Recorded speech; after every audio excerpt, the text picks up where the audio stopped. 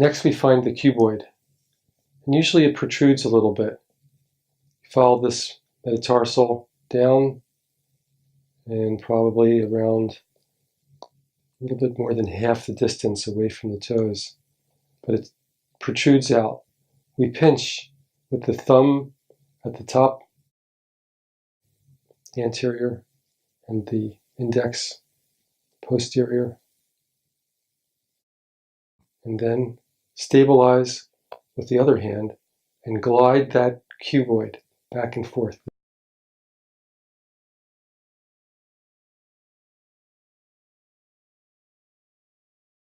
Again, this is the cornerstone of this arch mechanism.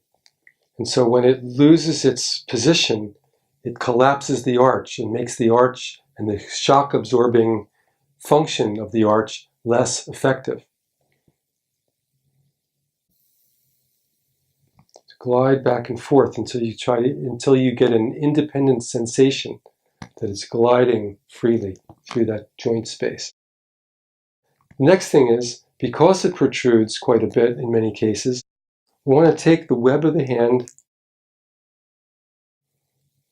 holding the other hand around the toes, and that hand is moving toward you, and the one at the cuboid is moving away, and then release.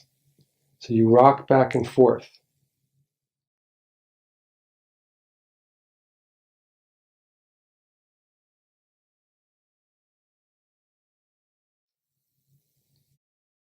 Sometimes we can take it to the limit of its motion, the cuboid hand away from you, and the stabilizing hand on the toes toward you.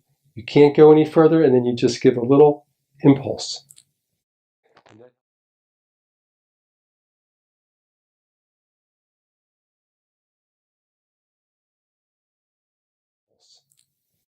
And that helps to reposition the cuboid in its joint space and the relationship with the other bones.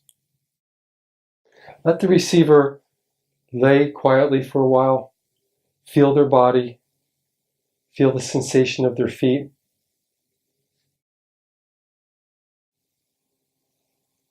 And of course, afterwards you can get feedback from them.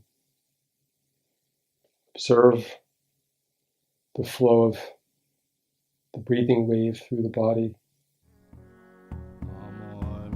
And that completes the third module.